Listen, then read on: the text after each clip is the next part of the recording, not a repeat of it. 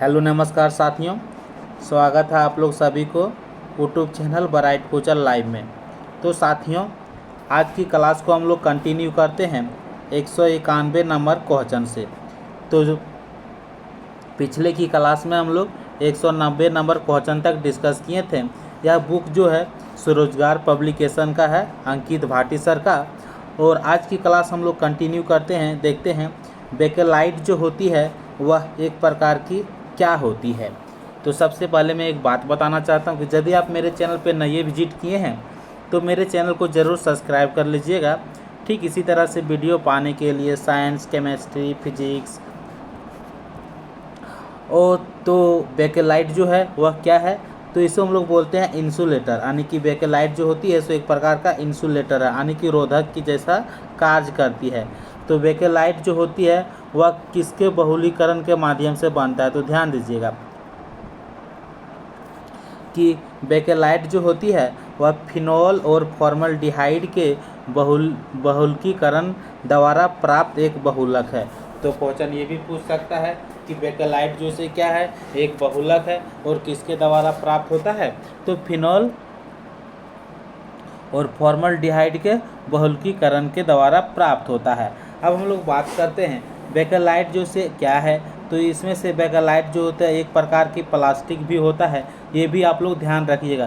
Question पूछ सकता है बेकेलाइट क्या है, ऑप्शन में दिया रहेगा बहुलक है, प्लास्टिक है, इंसुलेटर है, यानी कि उसमें दिया रहेगा इनमें से सभी। तो वहाँ से इनमें से सभी को आंसर लगाना। अब हम लोग देखते हैं जो बेकेलाइट जो होती है, क्वेश्चन पूछा जाएगा कि वो बेकेलाइट जो होती है वह क्या होती है, तो एक प्रकार की प्लास्टिक होती है। अब इसका प्रयोग कहाँ पे किया जाता है, तो इसका प्रयोग जो होती है सो कुचालक के रूप में किया जाता है। जैसे कि आप कभी घर में देखे होंगे कि यदि वायर है, ठीक है, जहाँ पे वायर यानी कि कटा हुआ है तो कुछ टेप वगैरह नहीं होती है, तो उस जगह हम लोग क्या करते हैं, प्लास्टिक को रैप कर देते हैं, यानी कि प्लास्टिक को बांध देते हैं। तो ठीक इसी प्रकार से क्वेश्चन पूछा जाएगा कि बेकेलाइट जो है एक प्रकार की प्लास्टिक है जिसका उपयोग हम लोग कुचालक के रूप में करते हैं। अब हम लोग देखते हैं अगला क्वेश्चन, बहुप्रयोग प्लास्टिक की पानी की बोतलें डैश की बनी होती है। यानी कि बहुत सारा जो प्लास्टिक की बोतल होती है, जैसे कि बिसलरी हो गया, किनली हो गया, यानी कि बहुत सारा कई बोतल होती है जो प्लास्टिक की बनी होती है। ठीक है, पानी की बोतलें जो होती है वह डैश किसकी बनी होती है। अब हम लोग ध्यान दीजिएगा कि बहुप्रयोग जो होती है, बहुप्रयोग प्लास्टिक की पानी की बोतलें डैश की बनी होती है। तो अब हम लोग देखते हैं कि जो बनी होती है वह पॉलीथीन की बनी होती है। किससे बनी होती है, पॉलीथीन की। यदि हम लोग बात करेंगे इसके बारे में कि पॉलीथीन जो होती है वह एक प्रकार का थर्मोप्लास्टिक है जो एथिलीन के बहुलीकरण से प्राप्त होता है। तो क्वेश्चन क्या पूछ सकता था कि यानी कई सारे बहुप्रयोग यानी कि कई सारे प्रयोग जो होती है प्लास्टिक की पानी की बोतलें जो होती है, प्लास्टिक की पानी की बोतलें यानी कि पानी की बोतल जो प्लास्टिक की बनी होती है वह डैश यानी कि वह किसकी बनी होती है, तो पॉलीथीन की बनी होती है। अब हम लोग बात करते हैं जैसे कि पॉलीथीन जो होती है वह क्या होती है, तो पॉलीथीन एक प्रकार का थर्मोप्लास्टिक होती है जो एथिलीन के बहुलीकरण से प्राप्त होता है। तो थर्मोप्लास्टिक किससे प्राप्त होती है, तो एथिलीन के बहुलीकरण से प्राप्त होता है। अब हम लोग क्वेश्चन पूछ सकता है कि थर्मोप्लास्टिक का यूज कहाँ पे करते हैं। ठीक है, थर्मोप्लास्टिक का यूज हम लोग कहाँ पे करते हैं,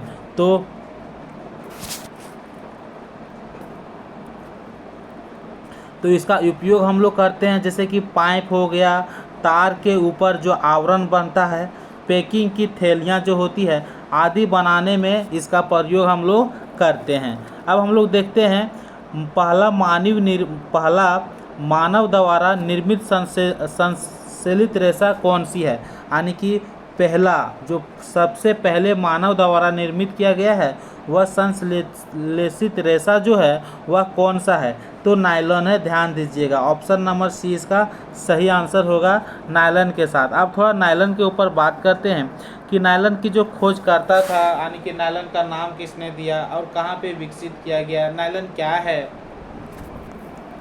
तो क्वेश्चन पूछ सकता है कि नायलॉन को 1930 के दशक में एक अमेरिकी शोधकर्ता वैलेंस हुम कैरोथर्स ने एक रासायनिक फॉर्म में विकसित किया था। यानी कि नायलॉन को जो बनाया था सो 1930 में बनाया था। कौन सा वैज्ञानिक कहाँ था, तो अमेरिकी की वैज्ञानिक था और उसका नाम क्या था, वैलेंस हुम कैरोथर्स। अब यह जो से कैसा एक रासायनिक फॉर्म में विकसित किया था। अब बात करते हैं नायलॉन जो है सो ये एक प्रकार की ये पॉलीमाइड रेशा है। क्वेश्चन पूछा जाएगा कि नायलॉन क्या है, तो एक प्रकार से पॉलीमाइड रेशा है। इसका उपयोग जैसे कि मछली पकड़ने वाला जाल, ठीक है, मछली पकड़ने वाला जाल में किया जाता है। पैराशूट का कपड़ा जो होती है उसको बनाने में किया जाता है। और इसमें देखते हैं यह बहुत कम जल अवशोषित करता है, जिससे इसमें भींगे भींगे कपड़े आसानी से सूख जाता है। तो नायलॉन जो इसे क्या है, तो एक प्रकार की पॉलीमाइड रेशा है। और यदि बात करते हैं कि पॉलीमाइड रेशा का प्रयोग कहाँ पे किया जाता है, तो जैसे कि मछली पकड़ने वाला जो जाल जो बनाया जाता है उसमें पॉलीमाइड रेशा का प्रयोग किया जाता है। अब बात करते हैं जो पैराशूट जो होती है, पैराशूट का कपड़ा आदि बनाने में उसमें भी पॉलीमाइड रेशा का प्रयोग किया जाता है। पॉलीमाइड रेशा जो होती है वह क्या करती है, तो पानी को यानी कि कम सोखती है, कम अब्जॉर्ब करती है, जिसके कारण से कपड़ा बहुत जल्दी सूख जाती है। अब बात करते हैं पीवीसी। पीवीसी का फुल फॉर्म क्या होता है, तो पॉलीविनाइल क्लोराइड होती है। तो ऑप्शन नंबर सी इसका सही आंसर हो जाएगी, पॉलीविनाइल क्लोराइड पीवीसी। इसके ऊपर अब हम बात करते हैं, देखते हैं पॉलीविनाइल क्लोराइड जो है वह क्या है। तो पीवीसी का पूर्ण नाम जो है पॉलीविनाइल क्लोराइड है। यह विनाइल क्लोराइड के बहुलीकरण से प्राप्त होता है। क्वेश्चन पूछा जाएगा कि वो पॉलीविनाइल क्लोराइड जो है किससे प्राप्त होता है, तो विनाइल क्लोराइड के बहुलीकरण से प्राप्त होता है। यह पॉलीथीन एवं प्रोलीप्रोपिलीन के बाद तीसरा सर्वाधिक उत्पादित प्लास्टिक है। तो क्वेश्चन पूछेगा कि तीसरा नंबर पर सर्वाधिक मात्रा में उत्पादित होने वाला प्लास्टिक कौन सा है, कौन सा है, तो कौन सा है, तो पॉलीविनाइल क्लोराइड है। कौन सा है, पॉलीविनाइल क्लोराइड है। क्वेश्चन यही पूछेगा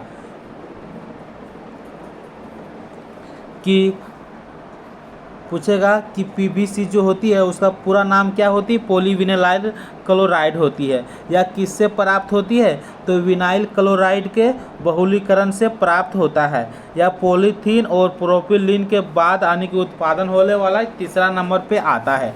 विद्युत का उदासीन होता है। क्वेश्चन पूछेगा कि विद्युत का, जैसे कि पॉलीविनाइल क्लोराइड जो है वह विद्युत का क्या होती है, तो यह विद्युत का उदासीन होता है, इसलिए उसका उपयोग जो है सो तार की कोटिंग में किया जाता है। तो पॉलीविनाइल क्लोराइड जो से क्या है,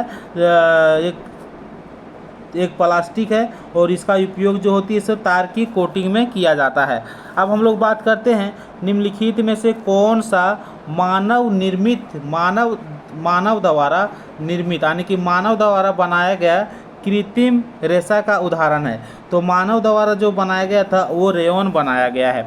तो ऑप्शन नंबर सी इसका सही आंसर हो जाएगा। अब हम लोग बात करते हैं रेयॉन। रेयॉन को हम लोग विस्कोस के नाम से जाना जाता है। यानी कि पूछेगा रेयॉन को और किस नाम से जानते हैं, तो विस्कोस के नाम से जानते हैं। यह क्या होती है, तो यह एक अर्ध सिंथेटिक फाइबर है।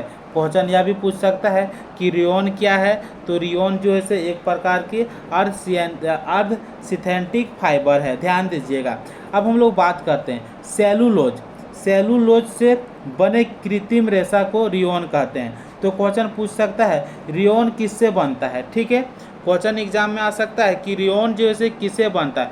पहले हम बता चुके हैं कि अधिकतर बार एग्जाम में ये होता है कि जो क्वेश्चन पूछा गया है प्रीवियस ईयर में उसके ऑप्शन से जितना भी क्वेश्चन बनता है उससे रिलेट करके क्वेश्चन पूछा जाता है। तो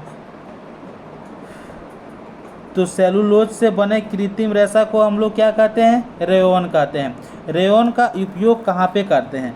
तो इसका उपयोग जैसे करते हैं कपड़ा बनाने में, ठीक है, कपड़ा बनाने में रेयॉन का उपयोग करते हैं। चिकित्सा क्षेत्र में रेयॉन का प्रयोग करते हैं। लिंट या जाली बनाने के लिए रेयॉन का प्रयोग करते हैं। अब हम लोग बात करते हैं अगला क्वेश्चन की ओर। अगला क्वेश्चन है सबसे लंबी श्रृंखला वाले डैश के सोडियम या पोटेशियम लवण होती है। तो क्वेश्चन पूछेगा कि जो साबुन में लंबी श्रृंखला वाला जो होती है सोडियम या पोटेशियम जो लवण होती है वह किसका होती है, वह किसका होती है। तो चलिए हम लोग बात करते हैं क्वेश्चन के ऊपर, और क्वेश्चन आ चुका है स्क्रीन पर, आप लोग देख पा रहे होंगे कि साबुन जो होती है, साबुन की लंबी श्रृंखला जो बनती है वह कार्बोक्सिलिक अम्ल के सोडियम एवं पोटेशियम लवण होती है। तो ऑप्शन नंबर कार्बोक्सिलिक अम्ल के साथ इसका सही आंसर हो जाती है। अब पूछता है क्वेश्चन में कि जैसे कि पूछा गया था क्वेश्चन में पूछा गया था कि साबुन लंबी श्रृंखला वाले कार्बोक्सिलिक के सोडियम या पोटेशियम लवण होते हैं। तो आंसर जो होगा सो कार्बोक्सिलिक अम्ल के साथ में सही आंसर हो जाएगा। क्वेश्चन अगला पूछ सकता है कि कम से कम कार्बन की संख्या कितनी होती है, यानी कि जो कार्बोक्सिलिक अम्ल होती है उसमें कम से कम कार्बन की संख्या कितनी होती है। तो उस टाइप से क्वेश्चन नहीं पूछेगा कि साबुन की जो लंबी श्रृंखला जो होती है उसमें कार्बन की संख्या कितनी होती है। तो कार्बन की संख्या जो होती है सो 18 होती है। इस प्रकार से क्वेश्चन पूछा जाएगा। अब हम लोग बात करते हैं साबुन का उत्पादन होती है। तो साबुन का उत्पादन कैसे होती है? तो साबुन के उत्पादन तब होती है जब वसा का घुलनशील, यानी कि जब वसा घुलता है, किसके साथ घुलता है? हाइड्रोक्साइड के साथ घुलता है, तब साबुन का उत्पादन होता है। जैसे कि ऑप्शन नंबर 20 का सही आंसर हो जाएगा। अब हम लोग बात करते हैं अगला क्वेश्चन की ओर। अगला क्वेश्चन है, अगला क्वेश्चन को समझने से पहले थोड़ा साबुन के बारे में डिस्कस करते हैं। जब वसा, यानी कि जब वसा हाइड्रोक्साइड के साथ घुलती है तब क्या होती है? साबुन का उत्पादन होता है। अब हम बात ये भी कर सकते हैं कि जब वसा को सोडियम हाइड्रोक्साइड अथवा पोटेशियम हाइड्रोक्साइड के साथ गर्म किया जाता है तब क्या चीज़, तब ग्लिसरीन के साथ साथ उच्च वसीय अम्लों के सोडियम या पोटेशियम लवण प्राप्त होता है। इन्हीं लवण को हम लोग साबुन कहते हैं। तो ध्यान दीजिएगा। तथा साबुन बनाने की अभिक्रिया को क्या कहते हैं? तो साबुन बनाने की अभिक्रिया को हम लोग साबुनीकरण कहते हैं। यह क्वेश्चन पूछा जाएगा कि जब वसा अभिक्रिया करता है सोडियम हाइड्रोक्साइड के साथ तब क्या चीज़ का निर्माण होता है? तो साबुन ग्लिसरॉल का निर्माण होता है। तो क्वेश्चन पूछा जाता है कि साबुन का उत्पाद कौन सा है? तो साबुन का उत्पाद जो है वह ग्लिसरॉल है। अब हम लोग देखते हैं साबुन का समायन सूत्र क्या है। तो साबुन का जो समायन सूत्र होती है वो RCOON, ये इसका समायन सूत्र होता है। तो ऑप्शन नंबर 20 का सही आंसर हो जाता है। अब हम लोग बात करते हैं अगला क्वेश्चन की ओर। अगला क्वेश्चन समझने से पहले इसके बारे में थोड़ा समझेंगे। साबुन का समायन सूत्र जो होती है ये होती है, या तो आप ये भी लिख सकते हैं C17H35COONA, ये भी साबुन का फॉर्मूला होता है। वसा जब अम्ल के सोडियम लवण के कठोर हो, क्वेश्चन पूछेगा वसा अम्लों के सोडियम लवण कठोर होते हैं। तो क्वेश्चन इस टाइप से पूछेगा कि वसा अम्ल जो होती है, वसा अम्ल के जितना भी सोडियम लवण होते हैं वह क्या होती है? तो वह कठोर होता है। तो एग्जाम में क्वेश्चन पूछा जाता है कि वसा अम्ल का सोडियम लवण क्या कहलाता है, यानी कि वह कैसा होती है? तो वह कठोर होती है, इसलिए इन्हें कठोर साबुन कहते हैं। तथा पोटेशियम लवण जो होती है, वसा के पोटेशियम लवण जो होती है वह मुलायम होता है, इसलिए इन्हें मुलायम साबुन कहते हैं। तो साबुन भी दो प्रकार की होती है, कौन कौन सी होती है?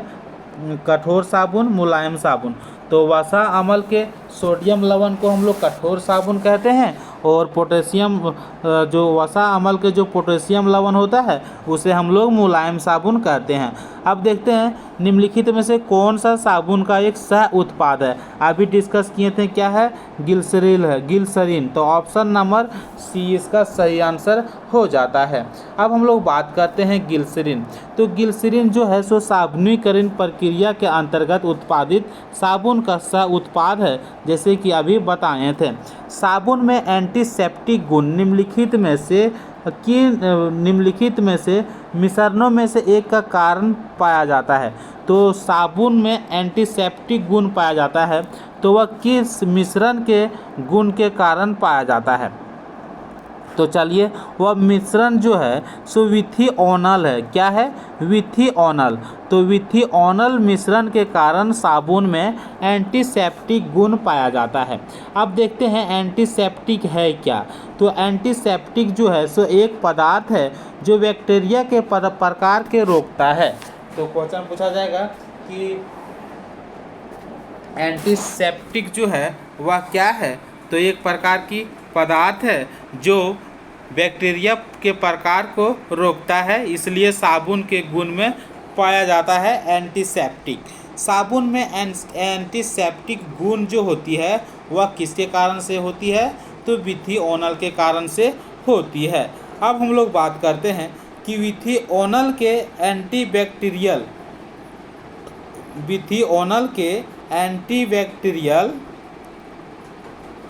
और एंटी हेलमेटिक गुण के कारण इसका प्रयोग साबुन तथा कॉस्मेटिक पदार्थ में किया जाता है। तो अब हम लोग बात करते हैं कि विथोनॉल का जो प्रयोग होता है वह साबुन में कैसे किया जाता है? तो विथोनॉल को साबुन में इसलिए प्रयोग किया जाता है क्योंकि विथानॉल को जो एंटी बैक्टीरियल और एंटी हेलमेटिक गुण जो होती है, इसी के कारण इसको साबुन में प्रयोग किया जाता है। अब देखते हैं सीमेंट का मुख्य घटक जो है वह क्या है। तो सीमेंट का जो मुख्य घटक जो है वह कैल्शियम कार्बोनेट है, जो कि आप लोग जानते होंगे।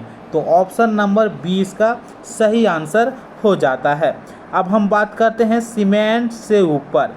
तो सीमेंट मुख्यतः आप बात कर सकते हैं कि कैल्शियम के सिलिकेट व एल्यूमिनेट का मिश्रण होती है, जो सलेटी रंग का एक महीन चूर्ण होती है।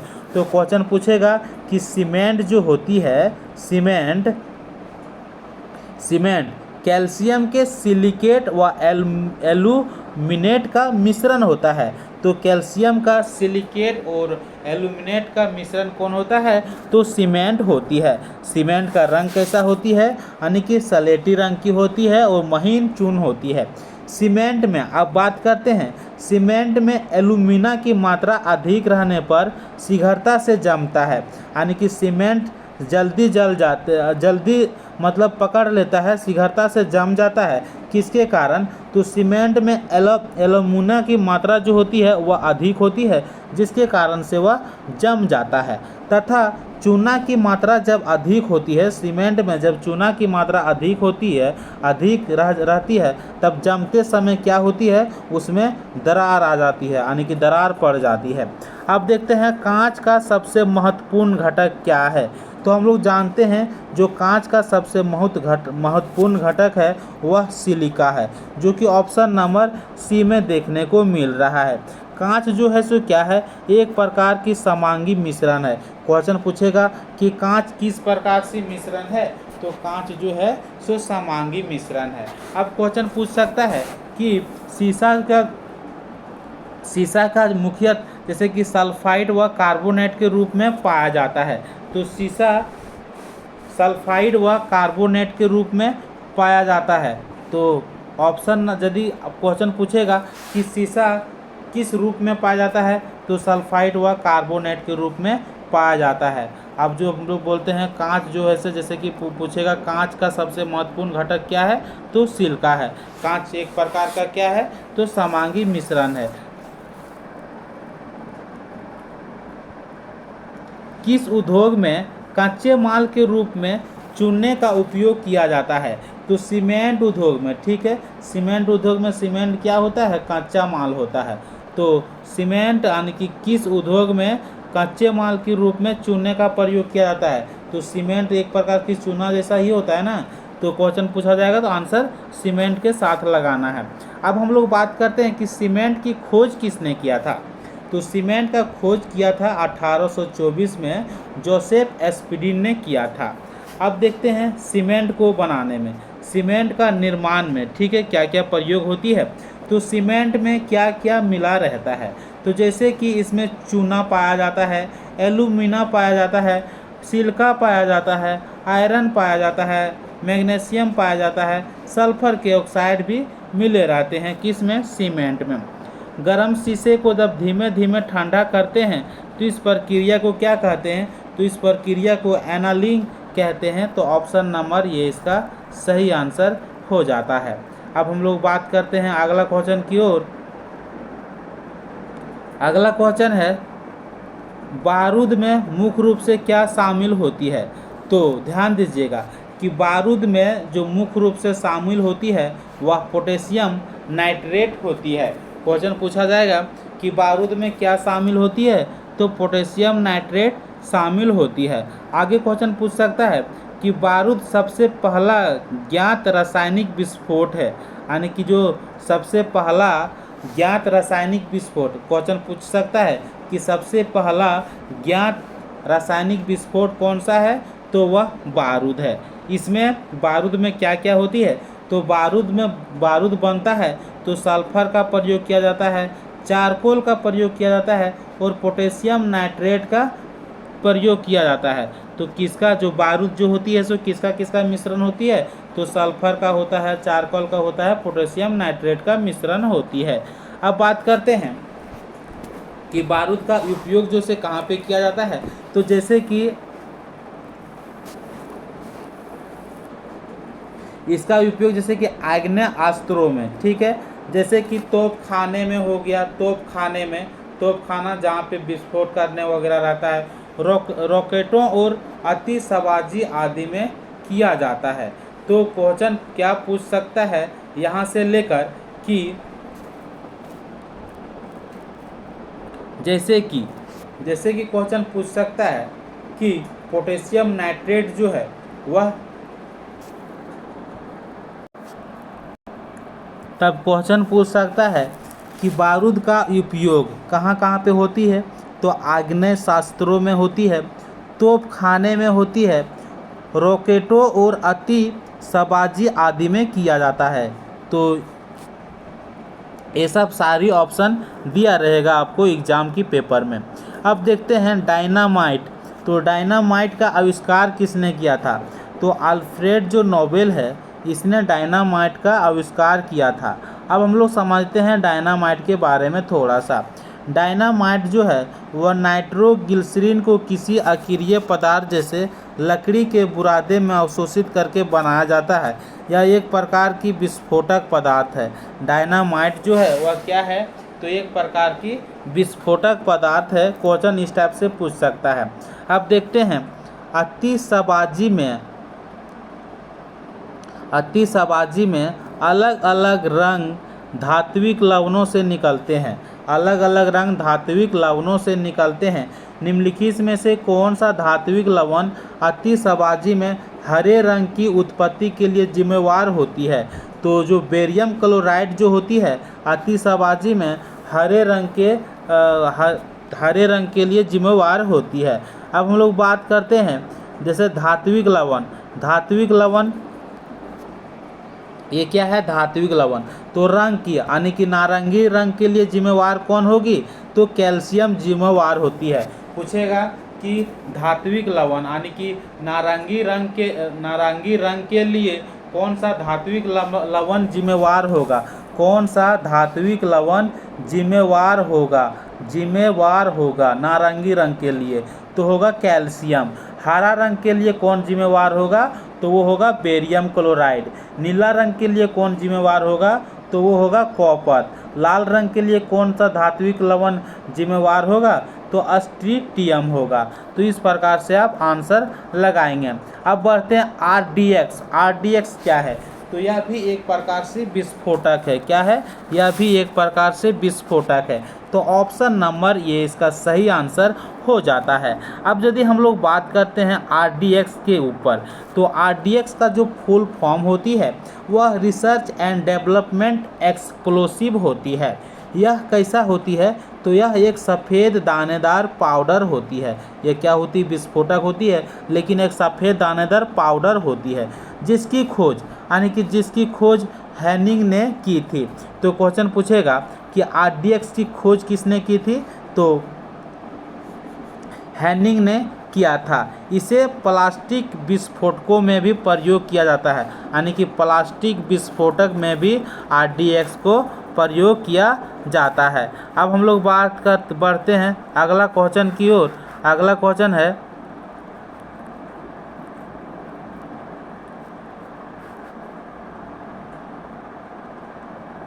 ब्लीचिंग पाउडर बनाने में शामिल सही रासायनिक समीकरण की पहचान कीजिए। ठीक है, तो ब्लीचिंग पाउडर को कब बनता है, यानी कि ब्लीचिंग पाउडर कब बनता है। पहले की क्लास में हमने बताया था कि ब्लीचिंग पाउडर कब बनता है, तो जब सोडियम क्लोराइड जब देखते हैं कि जब सोडियम क्लोराइड निर्माण कर रही जल के साथ, तो क्या ब्लीचिंग पाउडर बन रही है। तो हम पहले बताए थे कि जब CaOH2 क्लोराइड से अभिक्रिया करती है तब ब्लीचिंग पाउडर का निर्माण होती है, और CaOCl2 इसका फॉर्मूला होती है। तो किस में देखने को मिल रहा है, CaOCl2। तो ऑप्शन नंबर डी में देखने को मिल रहा है। तो ब्लीचिंग पाउडर का ये फॉर्मूला होता है, ध्यान रखिएगा। तो ब्लीचिंग पाउडर का आप लोग समीकरण को ही ध्यान में रख लीजिएगा। तो इसका आंसर ये होता है। अब हम लोग बात करते हैं, जैसे कि हम लोग बताए थे पहले की क्लास में कि जब कैल्शियम हाइड्रोक्साइड जैसे कि कैल्शियम हाइड्रोक्साइड जब अभिक्रिया करती है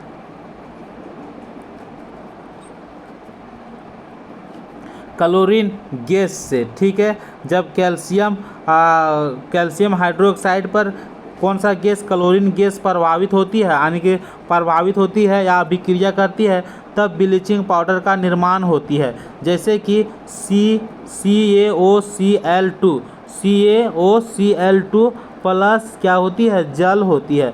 तो इसका आंसर जो होगा सो ऑप्शन नंबर डी के साथ इसका सही आंसर हो जाएगा। अब यदि हम बात करते हैं कि ब्लीचिंग पाउडर का उपयोग कहाँ पे किया जाता है, तो जल में जो जीवाणु पाया जाता है, जैसे कि जल को जीवाणु मुक्त करना, यानी कि जल में जो जीवाणु पाया जाता है उसे मारने के लिए ब्लीचिंग पाउडर का प्रयोग किया जाता है।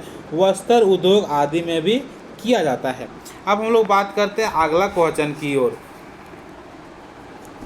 तो अभी जो डिस्कस किए थे कि क्लोरीन की अभिक्रिया द्वारा ब्लीचिंग पाउडर निर्माण होती है, तो कौन सी क्लोरीन पर, तो मान लीजिए क्लोरीन की अभिक्रिया द्वारा, तो क्लोरीन किससे अभिक्रिया करती है, जब कैल्शियम हाइड्रोक्साइड से क्लोरीन अभिक्रिया करती है तब क्या चीज़ का निर्माण होती है, ब्लीचिंग पाउडर का निर्माण होती है। तो ब्लीचिंग पाउडर का फॉर्मूला क्या होता है, CaOCl2 होती है, प्लस जल आती है, लेकिन ये होती है ब्लीचिंग पाउडर। ठीक है, ब्लीचिंग पाउडर का तो कैल्शियम हाइड्रोक्साइड का फॉर्मूला क्या होती है, CaOH2। तो ऑप्शन नंबर सी में देखने को मिल रहा है। अब बात करते हैं, बहुत सारे क्रिया होती है, अभिक्रिया होती है, जैसे कि अवक्षेप क्रिया, तो बात करेंगे हम लोग। ठीक है, अवक्षेपण अभिक्रिया, रेडॉक्स अभिक्रिया, संयोजन क्रिया, द्विविस्थापन अभिक्रिया, अपघटन अभिक्रिया, जितना भी अभिक्रिया है सारी इम्पोर्टेंट अभिक्रिया है, एग्जाम में क्वेश्चन पूछा जाता है, इससे बार बार रिपीट होती है। अब हम लोग बात करते हैं अवक्षेपण अभिक्रिया एक विशिष्ट श्रेणी की है, ठीक है। तो अवक्षेपण अभिक्रिया में होती है जैसे कि जैसे होती द्विविस्थापन, ठीक है। द्विविस्थापन मतलब क्या होती है समझिएगा। द्विविस्थापन में ये होती है वे अभिक्रिया जिनमें अभिकारकों के बीच आयनों का आदान प्रदान होता है। जैसे कि ये आप है, बी हम है, हम अपना चेयर आपको दे दिए तो अपना चेयर हमको दे दिया, तो वो हो गया आदान प्रदान, ठीक है। तो अवक्षेपण अभिक्रिया जो इसे एक प्रकार की द्विविस्थापन अभिक्रिया है। तो ऑप्शन नंबर सी इसका सही आंसर हो जाएगी। जैसे कि आप यहाँ पे समीकरण के यानी कि इक्वेशन के माध्यम से समझ सकते हैं। जैसे कि यहाँ पे क्या है, पोटेशियम आयोडाइड है, सीसा, फिर उसके बाद क्या है PbNO3, ठीक है। अब यहाँ पे यदि इक्वेशन जब बना है, दोनों रिएक्शन किया है तो पोटेशियम नाइट्रेट बन गया, यानी कि K जो आ गया सो किसके साथ आ गया, NO3 के साथ क्या आया, K आया। और अब देखते हैं सीसा के साथ में क्या आया, जैसे कि यहाँ Pb है तो Pb के साथ में क्या आ गया, यानी कि आयोडीन आ गया। तो ये दोनों में क्या किया, आदान प्रदान किया, अपना सीट को अदला बदला किया।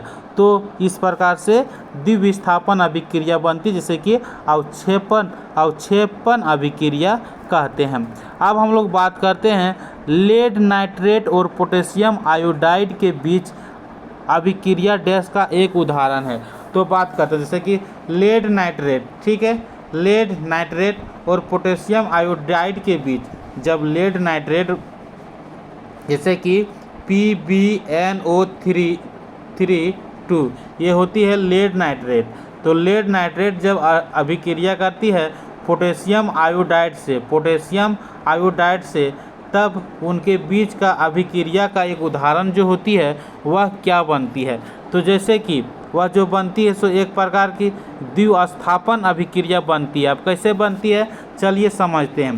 द्विविस्थापन ठीक अभी बताए थे क्या, अदला बदला। तो यहाँ दोनों समीकरण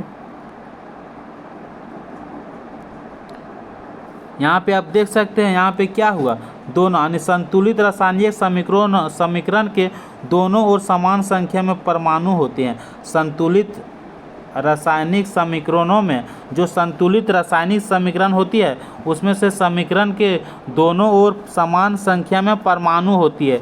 जैसे कि यहाँ पे अभी देखते हैं आयोडीन के यहाँ पे कितना है तो 2 है, तो यहाँ पे आयोडीन का कितना है 2 है, यहाँ भी समान है। यहाँ पे देख लेते हैं साइड में पोटेशियम यहाँ पे पोटेशियम का कितना है तो 3 और 2 यानी कि 3 दूना करेंगे तो कितना हो जाएगा 6 हो जाएगा। तो यहाँ पे यदि हम देखते हैं कि यहाँ पे पोटेशियम का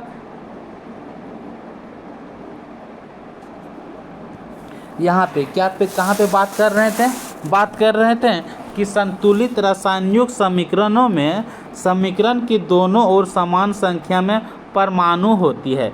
समान संख्या में क्या होती है, परमाणु होती है। तो जैसे कि अब बात करते हैं द्विस्थापन अभिक्रिया में क्या होती है, अदला बदला होती है, यानी कि मैं अपना चेयर आपको दे दिया, आप अपना चेयर मेरे को दे दिया। तो इसे कहते हैं जब दोनों तरफ परमाणु संख्या जब इक्वल में होती है तो उसे कहते हैं संतुलित रासायनिक समीकरण। तो ठीक इसी प्रकार अब कैसे संतुलित है, तो संतुलित कैसे है आप देख सकते हैं। यहाँ पे नाइट्रोजन कितनी है, तो नाइट्रोजन जो है यहाँ पे ये साइड में कितना है, तो इस तरह से यदि आप बोलेंगे कि नाइट्रोजन की संख्या जो है वह 2 है। अब 2 कैसे है, जैसे कि ये 2 लिखा जाता है, जैसे कि 2 लिखते हैं तब तो इस तरह लिखते हैं पोटेशियम नाइट्रोजन ऑक्सीजन। अब ये जो है इसके लिए है तो पूछा जाता है कि समीकरण इक्वेशन जो है से कैसे संतुलित है, तो आप हम लोग संतुलित करेंगे, ठीक है। ये 2 है से किसका है, पोटेशियम का, नाइट्रोजन का भी 2 है। तो यहाँ नाइट्रोजन का कितना है देख सकते हैं आप, नाइट्रोजन का यहाँ कितना है, ये जो होगा सो सबके लिए है, तो नाइट्रोजन के लिए भी 2 है, यानी कि यहाँ भी नाइट्रोजन 2 है, पोटेशियम भी 2 है, तो यहाँ भी पोटेशियम 2 है। अब बात करते हैं यहाँ पे ऑक्सीजन कितना है, तो ऑक्सीजन 6 है। तो ऑक्सीजन की परमाणु जैसे 6 है तो यहाँ भी O है और यहाँ 3 गुने 2। तो यहाँ भी 6 है। तो इस प्रकार से इक्वेशन जो है सो संतुलित है। तो अब हम लोग बात करते हैं अगला क्वेश्चन की ओर। अगला क्वेश्चन देखते हैं, निम्न अभिक्रिया के लिए विकल्पों में से दी गई कौन सी संतुलित अभिक्रिया सही है। तो संतुलित अभिक्रिया सही है, यानी कि जैसे कि सिल्वर नाइट्रेट जब अभिक्रिया किया सोडियम क्लोराइड से, तब क्या चीज़ का निर्माण होता है। तो सोडियम क्लोराइड और सोडियम नाइट्रेट का निर्माण होती है। तो इसमें से जो क्वेश्चन पूछा गया है, यानी कि कौन सा संतुलित अभिक्रिया सही है। संतुलित अभिक्रिया मतलब दोनों टाइप से सेम रहना चाहिए। तो सबसे पहले हम लोग देखते हैं कि इसका जो बनता है समीकरण कैसे बनता है, चलिए देखते हैं। अब हम लोग समीकरण पर आते हैं। जैसे कि बोल रहा है कि सिल्वर नाइट्रेट, तो सिल्वर नाइट्रेट का जो फॉर्मूला होती है वह क्या होती है, AgNO3 सिल्वर नाइट्रेट का फॉर्मूला होता है। तो अब ये किससे अभिक्रिया कर रहा है, सोडियम क्लोराइड से। तो जब यह सोडियम क्लोराइड से जब अभिक्रिया कर रही है, तब क्या चीज़ का निर्माण हो रहा है, तब हो रहा है सिल्वर क्लोराइड, यानी कि AgCl का निर्माण हो रहा है। और क्या चीज़ का हो रहा है, सोडियम नाइट्रेट का निर्माण हो रहा है। तो NO3 होगा, ठीक है, NO3 होगा, इसका निर्माण हो रहा है। अब हम लोग संतुलित करेंगे। तो संतुलित कैसे करेंगे, चलिए समझते हैं। अब यहाँ पे देखते हैं, यहाँ पे ऑक्सीजन की संख्या कितना है, 3 है, ठीक है। तो यहाँ पे ऑक्सीजन की संख्या कितना है, 3 है। उसके बाद सारे में सेम है, इसमें भी सेम है, इसमें भी सेम है। तो यह ऑप्शन किस में देखने को मिल रहा है, तो ऑप्शन नंबर बी में देखने को मिल रहा है। तो ऑप्शन नंबर 20 का सही आंसर हो जाती है। दी गई रासायनिक अभिक्रिया में समीकरण के दोनों ओर समान संख्या में परमाणु होती है। दी गई अभिक्रिया संतुलित है। तो संतुलित तब होती है जब दोनों तरफ परमाणु संख्या समान होती है। जब लेड नाइट्रेट को गर्म किया जाता है तो लेड ऑक्साइड ऑक्सीजन गैस और एक भूरे रंग की रहस्यमयी गैस बनती है। वह रहस्यमयी गैस को क्या कहते हैं। तो ध्यान दीजिएगा, जब लेड नाइट्रेट को गर्म किया जाता है तो पिछले क्लास में बताए थे कि नाइट्रोजन डाइऑक्साइड गैस बनाती है। तो ऑप्शन नंबर कहाँ है, ऑप्शन नंबर सी है कि जब लेड नाइट्रेट को गर्म किया जाता है तो लेड ऑक्साइड जो होती है ऑक्सीजन गैस और एक भूरे रंग की रहस्यमयी गैस बनती है। वह रहस्यमयी गैस का नाम क्या है, तो नाइट्रोजन डाइऑक्साइड है। हम लोग पहले यानी कि पिछले वीडियो में हम लोग बात किए थे कि लेड नाइट्रेट को जब गर्म करते हैं किसके साथ, तो जब लेड नाइट्रेट को गर्म करते हैं तो भूरे रंग की जो होती है वो नाइट्रोजन डाइऑक्साइड गैस उत्पन्न करती है। ये इक्वेशन जो इसे आप लोग याद रखिएगा, या इक्वेशन एग्जाम में पूछा जाता है। कोई भी अभिक्रिया जो अविलेय अवक्षेप उत्पन्न करती है उसे क्या कहते हैं।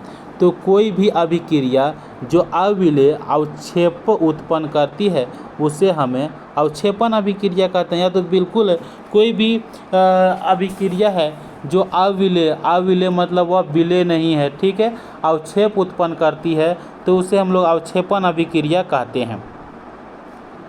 अवक्षेपण अभिक्रिया को एक जलीय घोल में होने वाली रासायनिक प्रतिक्रिया के रूप में परिभाषित किया जाता है। जब दो आयनिक बंध जुड़ते हैं जिसके कारण अघुलनशील नमक का उत्पादन होता है। अवक्षेपण अभिक्रियाओं को आयनिक अभिक्रिया के रूप में भी जाना जाता है। तो क्वेश्चन पूछा जाएगा कि अवक्षेपण अभिक्रियाओं को किस अभिक्रिया के रूप में जाना जाता है, तो आयनिक अभिक्रिया के रूप में जाना जाता है। अब हम लोग बात करते हैं, जब जिंक के कण तनु सल्फ्यूरिक अम्ल H2SO4 तनु सल्फ्यूरिक अम्ल के साथ अभिक्रिया करती है तो यह रंगहीन गैस उत्पन्न करती है जो किसके साथ चलती है। तो जब जिंक तनु सल्फ्यूरिक अम्ल के साथ अभिक्रिया करता है तो यह रंगहीन गैस उत्पन्न करता है जो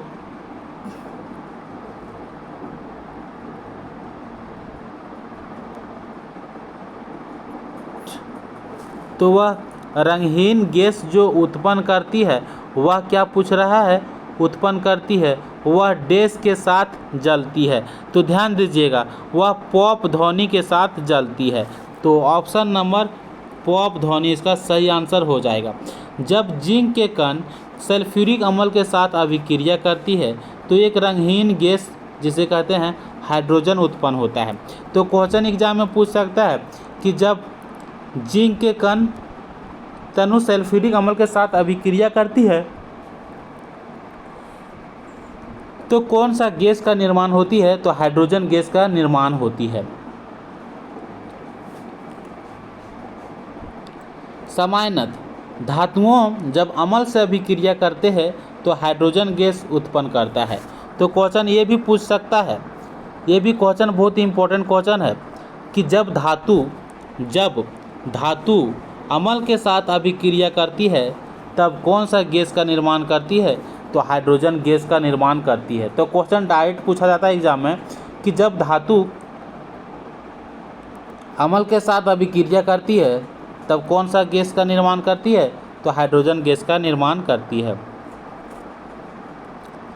सीमेंट तथा जल के मध्य रासायनिक क्रिया को क्या कहते हैं, तब जब सीमेंट और जल को जब आपस में मिलाते हैं, सीमेंट और जल को जब आपस में मिलाते हैं तो उस अभिक्रिया को हम जलीकरण कहते हैं। तो ऑप्शन नंबर ये इसका सही आंसर हो जाता है। अब थोड़ा आगे बात करते हैं कि सीमेंट तथा जल के मध्य रासायनिक क्रिया को जलीकरण के रूप में जाना जाता है। सीमेंट तथा जल के साथ सीमेंट और जल के मध्य यानी कि सीमेंट और जल के मध्य जो रासायनिक क्रिया होती है उसे किस नाम से जाना जाता है, तो उसे जलीकरण के रूप में जाना जाता है। अब बात करते हैं पानी की उपस्थिति में सिलिकेट्स और एल्यूमिनेट्स हाइड्रेशन का उत्पादन होता है, यानी कि जलीकरण के रूप में जाना जाता है जब पानी की उपस्थिति में, ठीक है, सिलिकेट्स और एल्यूमिनेट्स हाइड्रेट्स का उत्पादन होता है जो समय के साथ स्थिर और कठोर द्रव उत्पन्न करता है। तो सीमेंट कठोर और स्थिर और कठोर द्रव उत्पन्न करता है, वो किसके कारण से करता है, क्योंकि सिलिकेट्स और एल्यूमिनेट्स हाइड्रेशन का उसमें उत्पादन होता है। निम्नलिखित में से कौन सा कथन सत्य और असत्य है, सत्य और असत्य है, यही क्वेश्चन, तो इसी टाइप से क्वेश्चन पूछा जाता है कि कौन सा कथन सत्य और असत्य है। तो यदि हम बात करते हैं सत्य कौन सा है और असत्य कौन सा है,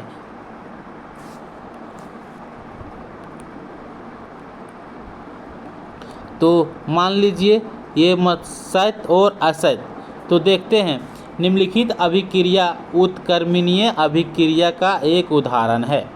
अब उत्क्रमणीय अभिक्रिया क्या होती है उसको समझेंगे।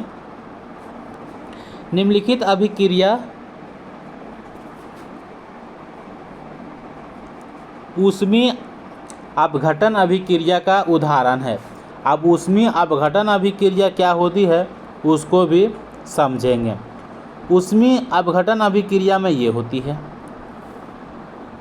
क्या होती है, तो दोनों इक्वेशन समझाना पड़ेगा, जैसे कि रेडॉक्स हो गया और कई सारे हो गया, वो सारे को क्या करना पड़ेगा, समझना पड़ेगा।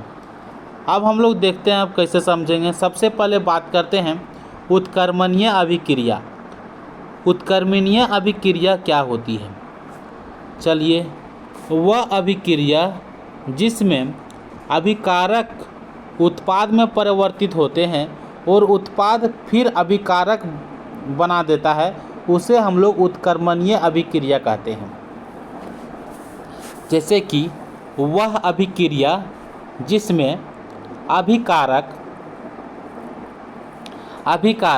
उत्पाद में परिवर्तित होता है और उत्पाद फिर अभिकारक बना देता है उसे हम लोग उत्क्रमणीय अभिक्रिया कहते हैं। जैसे कि इसका कहना ये है कि पानी से बर्फ़ बनना और बर्फ़ से पानी बनना, यानी कि जब पानी में जब बर्फ़ पानी बन जाती है तो पानी फिर बर्फ़ बन जाती है, पानी फिर बर्फ़ बन जाती है, उसी को उत्क्रमणीय अभिक्रिया कहते हैं। तो जब नाइट्रोजन है और हाइड्रोजन है तो ये दोनों अभिक्रिया करता है तो गैस का निर्माण करता है। अब अमोनिया का फॉर्मूला क्या होती है, तो NH3 अमोनिया का फॉर्मूला होती है। तो ये किस प्रकार से अभिक्रिया है, उत्क्रमणीय अभिक्रिया है।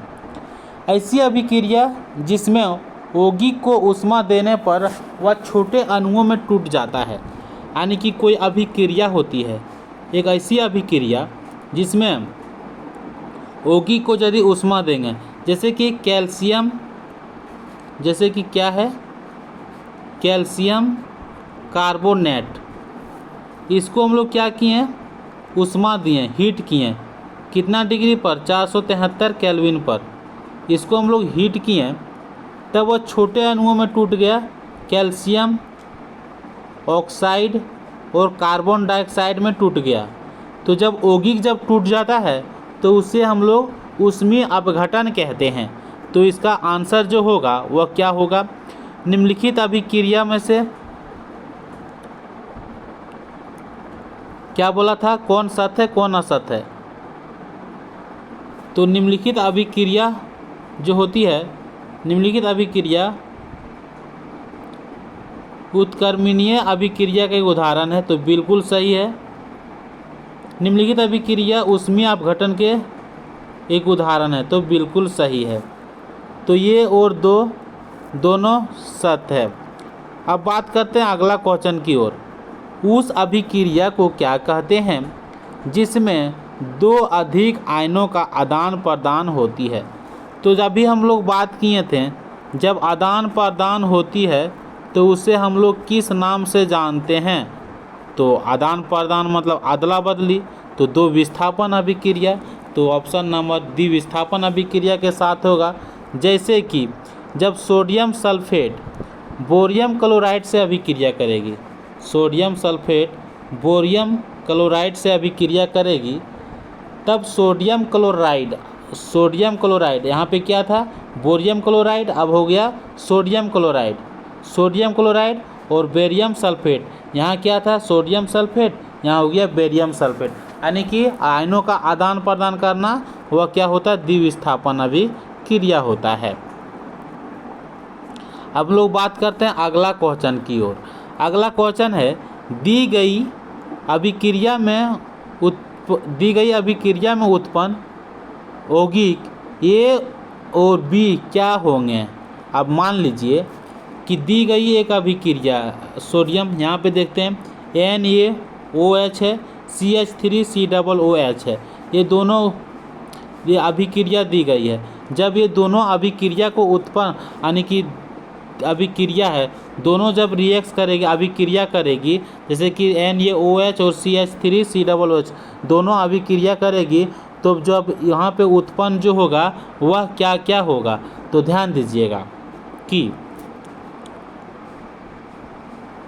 CH3COONA, अब हम लोग जानते हैं कि C जब ये दोनों अभिक्रिया करेगी, जैसे कि सोडियम हाइड्रोक्साइड CH3COOH दोनों अभिक्रिया करती है, तो हम लोग जानते हैं कि जल का जो होती है वह निर्माण हो जाएगी। तो जल तो सारे ऑप्शन में दिख रहा है। उसके बाद क्या बच गया, CH3 बच गया, तो CH3 लिखेंगे। उसके बाद COO, क्योंकि H तो ला चुके हैं, COONA हो जाएगा। तो ऑप्शन नंबर 20 का सही आंसर हो जाएगा। अब कैसे होगा, चलिए बात करते हैं। जब एसिटिक अम्ल हम लोग पहले जानते थे, क्या जानते थे कि जब सोडियम हाइड्रोक्साइड अभिक्रिया करती है किसके साथ, एसिटिक अम्ल के साथ, जैसे कि अभी यहाँ पे देखे थे कि सोडियम हाइड्रोक्साइड जब अभिक्रिया करती है एसिटिक अम्ल के साथ, तब सोडियम एसीटेट का निर्माण होती है। तो सोडियम एसीटेट का फॉर्मूला होती है ये। तो ध्यान दीजिएगा, ये सारे इक्वेशन इंपॉर्टेंट इक्वेशन है, इक्वेशन ही पूछा जाता है। अब अगला क्वेश्चन देखते हैं। वनस्पति तेल के हाइड्रोजनेशन में उत्प्रेरक जिसे बोलते हैं कैटलिस्ट, उत्प्रेरक के रूप में डैश का प्रयोग किया जाता है। तो वनस्पति के तेल हाइड्रोजनेशन में उत्प्रेरक के रूप में किसका प्रयोग किया जाता है? तो निकेल का प्रयोग किया जाता है। वनस्पति तेल के हाइड्रोजनेशन में उत्प्रेरक के रूप में निकेल का प्रयोग किया जाता है। तो क्वेश्चन पूछा जाता है कि वनस्पति तेल के हाइड्रोजनेशन में उत्प्रेरक के रूप में किसका प्रयोग करते हैं? तो निकेल का प्रयोग करते हैं। अब हम लोग बात करते हैं आगे की ओर। आगे की ओर देखते हैं, जो हाइड्रोजनीकरण होती है वह प्रक्रिया जिसके द्वारा असंतृप्त वसा और तेलों में हाइड्रोजन परमाणु जोड़े जाते हैं। इसमें से प्लेटिनम अथवा निकेल जैसी उत्प्रेरकों का उपयोग किया जाता है। उत्प्रेरक वे पदार्थ होती है, उत्प्रेरक क्वेश्चन पूछेगा कि उत्प्रेरक जो होती है वे पदार्थ होती है जो रासायनिक अभिक्रिया को तीव्र करते हैं। अब हम लोग बात करते हैं अगला क्वेश्चन की ओर। अगला क्वेश्चन है हम लोग का क्या है? ऑक्सीजन में कार्बन को जलाने पर कार्बन डाइऑक्साइड उत्पन्न होती है। उस समय कौन सी अभिक्रिया घटित होती है? तो जब ऑक्सीजन में कार्बन को जलाते हैं तो कार्बन डाइऑक्साइड उत्पन्न होती है। तो कौन सा अभिक्रिया घटित होती है? तो दहन अभिक्रिया यानी घटित होती है।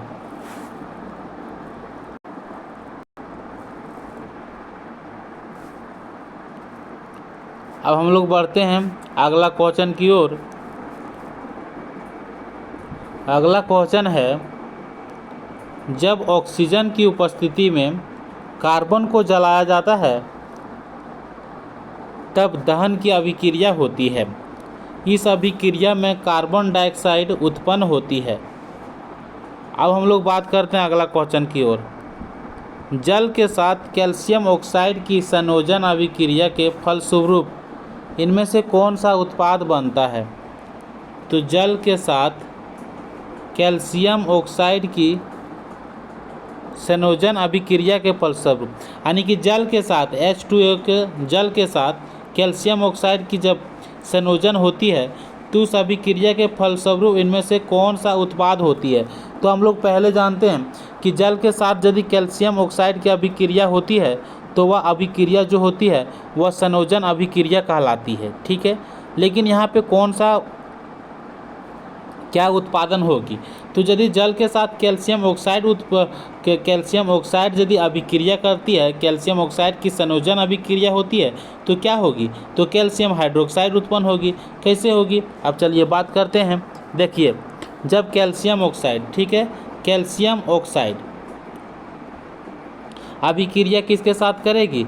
जल के साथ अभिक्रिया करेगी, तब क्या होगी? तो कैल्शियम हाइड्रोक्साइड उत्पन्न होगी और जल जो होगा सो क्या होगा? ये मिलकर उत्पन्न करती है कैल्शियम हाइड्रोक्साइड। जैसे चलिए हम लोग आसानी भाषा में समझेंगे कि यदि कैल्शियम ऑक्साइड है और यदि जल से अभिक्रिया करती है तो यहाँ पे क्या हो गया? CO यानी कि संयोजन अभिक्रिया होती है, CO हो गया।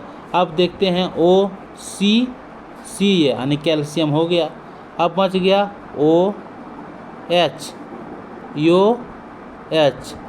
H। अब देखते हैं O की संख्या कितनी है? 1 और 2 है। H की संख्या कितनी? 2 है, तो यहाँ हो जाएगा 2। तो ये हो जाएगा इसका कैल्शियम हाइड्रोक्साइड, ये इसका फॉर्मूला बन जाएगा और यही उत्पन्न होती है। अब देखते हैं रासायनिक अभिक्रिया जिसमें गर्मी उत्पन्न होती है उसे क्या कहा जाता है? तो रासायनिक अभिक्रिया जिसमें गर्मी उत्पन्न होती है उसे एक ऊष्माक्षेपी अभिक्रिया कहा जाता है। क्वेश्चन पूछा जाएगा कि रासायनिक अभिक्रिया जिसमें गर्मी उत्पन्न होती है उसे क्या कहते हैं? तो उसे ऊष्माक्षेपी अभिक्रिया कहते हैं। अब हम लोग बात करते हैं अगला क्वेश्चन की ओर। अगला क्वेश्चन जैसे है कि है सोडियम धातु की जल के साथ अभिक्रिया करने पर क्या उत्पन्न होती है? तो जब सोडियम धातु जल के साथ अभिक्रिया करती है तब क्या होता है? तो हम लोग पहले जानते हैं कि क्या जानते हैं कि सोडियम धातु जब जल के साथ अभिक्रिया करती है तो इस अभिक्रिया में उत्सर्जित जो होती है वह हाइड्रोजन गैस होती है। क्या होती है? हाइड्रोजन गैस होती है और सोडियम हाइड्रोक्साइड होती है। तो ऑप्शन नंबर कहाँ पे दिया गया है कि केवल इसमें सोडियम हाइड्रोक्साइड विलयन होता है? नहीं, क्लोरीन गैस और सोडियम हाइड्रोक्साइड, हाइड्रोजन गैस और सोडियम हाइड्रोक्साइड विलयन बनते हैं। तो ऑप्शन नंबर उसके साथ सही हो जाएगा। फेरस सल्फेट को गर्म करने पर किस ठोस उत्पाद का निर्माण होता है? किस ठोस उत्पाद का? ठीक है, तो फेरस सल्फेट FeSO4, आप यहाँ पे देख सकते हैं कि फेरस सल्फेट को किसको? फेरस